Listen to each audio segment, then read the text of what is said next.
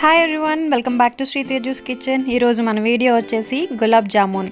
ఏదైనా పండుగలప్పుడు లేదంటే special occasions అప్పుడు క్విక్గా స్వీట్ ఏమైనా చేయాలి అంటే మనకు గుర్తుకొచ్చే రెసిపీ ఈ గులాబ్ జామున్. ఇన్స్టెంట్ ప్రీమిక్స్ లేకుండా మనకి వీట్ ఫ్లోర్తో ఇంట్లోనే చాలా సింపుల్గా ఎలా గులాబ్ జామున్ తయారు చేసుకోవాలో ఈరోజు మీకు ఈ వీడియోలో చూపించబోతున్నాను. మీరు ఈ రెసిపీని చూసి ఫాలో అయిపోండి. ముందుగా ఈ గులాబ్ జామున్ తయారు చేసుకోవడానికి వీట్ ఫ్లోర్ని ఫ్రై చేసుకుని పెట్టుకోవాలి. దీనికోసం ఒక ప్యాన్ పెట్టుకుని దీంట్లోకి హాఫ్ కప్ వీట్ ఫ్లోర్ని యాడ్ చేయండి. ఈ వీట్ ఫ్లోర్ నుంచి పచ్చివాసన పోయే వరకు లో ఫ్లేమ్ పైన డ్రై రోస్ట్ చేసుకోవాలి. దీనికి ఒక 5 minutes పడుతుంది. ఇలా 5 minutes ఫ్రై చేసుకున్న తర్వాత గ్యాస్ని ఆఫ్ చేసి ఈ వీట్ ఫ్లోర్ని పక్కన పెట్టి కంప్లీట్గా చల్లార్చుకోవాలి. ఇప్పుడు షుగర్ సిరప్ని ప్రిపేర్ చేసుకుందాము. దీనికోసం ఒక ప్యాన్ పెట్టుకుని 1.5 కప్ షుగర్ని యాడ్ చేసుకోవాలి. ఈక్వల్ క్వాంటిటీలో 1.5 కప్ వాటర్ని కూడా యాడ్ చేసుకుని ఈ షుగర్ అంతా కరిగే వరకు సిరప్ని బాయిల్ చేసుకోవాలి. ఇలా షుగర్ అంతా బాయిల్ అయిన తర్వాత పాకాన్ని చెక్ చేసుకోండి. మనకి ఎటువంటి పాకం అవసరం లేదు, జస్ట్ ఈ సిరప్ అంతా స్టిక్కీగా ఉంటే చాలు. ఇప్పుడు గ్యాస్ ఆఫ్ చేసి 1/2 టేబుల్ స్పూన్ ఇలాచీ పౌడర్, 1 టేబుల్ స్పూన్ రోజ్ ఎసెన్స్ని యాడ్ చేసుకోండి. ఇది యాడ్ చేయడం వల్ల గులాబ్ జామున్కి టేస్ట్ బాగుంటుంది. అలాగే 1/2 టేబుల్ స్పూన్ లెమన్ జ్యూస్ని యాడ్ చేసుకుంటే షుగర్ సిరప్ అనేది క్రిస్టలైజ్ అవ్వకుండా ఉంటుంది. ఇప్పుడు అంతా బాగా మిక్స్ చేసుకుని మూత పెట్టి ఈ సిరప్ చల్లారిపోకుండా ఓ పక్కన పెట్టుకోవాలి. ఇప్పుడు పిండి కలుపుకోవడానికి ఒక మిక్సింగ్ బౌల్ తీసుకుని దీనిలోకి వేయించి పెట్టుకున్న గోధుమ పిండిని ట్రాన్స్ఫర్ చేసుకోవాలి.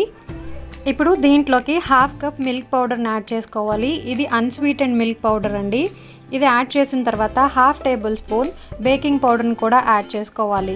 ఇప్పుడు ఇదంతా ఒకసారి బాగా మిక్స్ చేసుకుని ఇప్పుడు ఈ పిండి అంతటిని కలుపుకోవడానికి 1/2 కప్ కాచి చల్లార్చిన పాలను తీసుకోవాలి. ఈ పాలను కొద్దిగా వేసుకుంటూ పిండిని సాఫ్ట్ ముద్దలాగా కలుపుకోవాలి.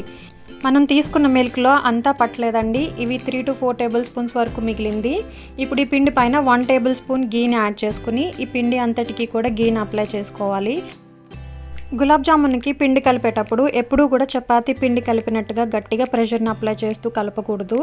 ఇలా మనం పిండిని ఓపెన్ చేసి చూసినట్టయితే ఎయిరీగా ఉండాలి. చూసారు కదా, ఇలా ఉంటే మనకి పర్ఫెక్ట్గా గులాబ్ జామున్లు వస్తాయి. ఇలా కలుపుకున్న తర్వాత దీనికి మూత పెట్టి 10 నిమిషాలు రెస్ట్ ఇవ్వాలి. 10 నిమిషాల తర్వాత ఈ పిండిని మరొకసారి కలుపుకుని దీని నుంచి కొద్దిగా పిండిని తీసుకుంటూ మీకు నచ్చిన సైజులో గులాబ్ జామున్స్ని ప్రిపేర్ చేసుకోవాలి.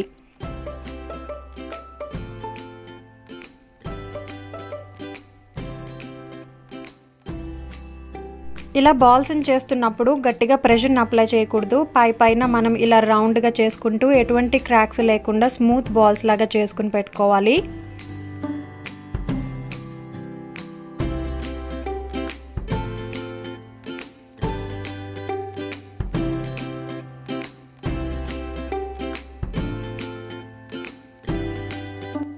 మనకి బాల్స్ అన్నీ రెడీ అయిపోయాయి. వీటిని ఇప్పుడు డీప్ ఫ్రై చేసుకుందాము. డీప్ ఫ్రై చేసుకోవడానికి ముందుగా ఒకవేళ షుగర్ సిరప్ కనుక బాగా చల్లగా అయిపోయినట్లయితే మరొకసారి లో హీట్ పైన షుగర్ సిరప్ని హీట్ చేసుకోవాలి. ఇప్పుడు డీప్ ఫ్రైకి సరిపడా ఆయిల్ని వేసుకుని ఈ ఆయిల్ మరీ ఎక్కువ హీట్లో ఉండకూడదండి, మోడరేట్ హీట్లో ఉండాలి.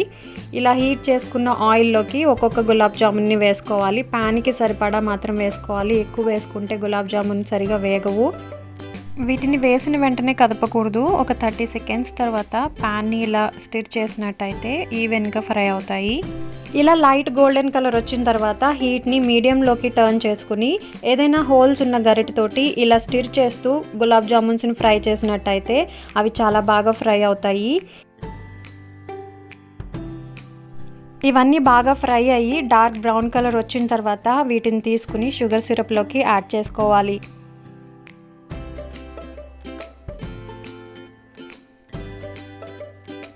ఇలా ఫ్రై అయిన గులాబ్ జామున్స్ని వెంటనే హాట్ షుగర్ సిరప్లోకి ట్రాన్స్ఫర్ చేసుకోవాలి.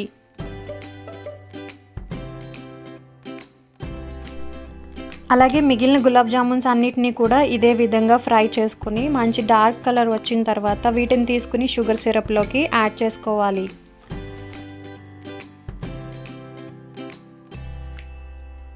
ఇలా ఫ్రై చేసుకున్న అన్ని గులాబ్ జామున్స్ని షుగర్ సిరప్లోకి యాడ్ చేసుకున్న తర్వాత మూత పెట్టి ఒక 2 to 3 hours ఈ గులాబ్ జామున్స్ని పక్కన పెట్టుకోవాలి.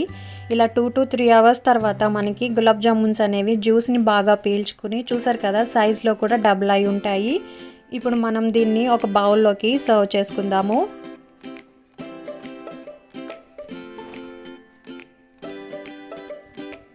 సర్వ్ చేసుకునేటప్పుడు ఈ గులాబ్ జామున్స్కి డ్రై ఫ్రూట్స్ని యాడ్ చేసుకుని సర్వ్ చేసుకోవచ్చు. చూసారు కదండి, చాలా సాఫ్ట్గా అలాగే జ్యూసీగా బాగా వచ్చాయి గులాబ్ జామున్స్.